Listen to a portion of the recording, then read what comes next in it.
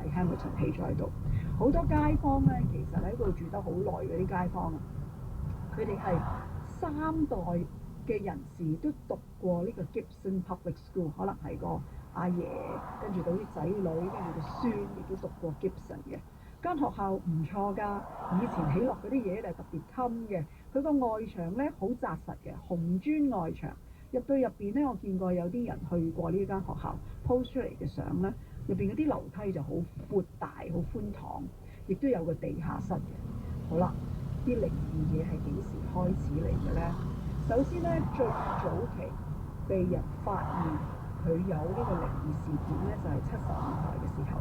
通常咧都係由一啲清潔工人發現先嘅，因為咧啲小朋友日頭啊，我哋講話學校咁多小朋友走嚟走去咁旺，係咪？小朋友好似好陽光㗎嘛。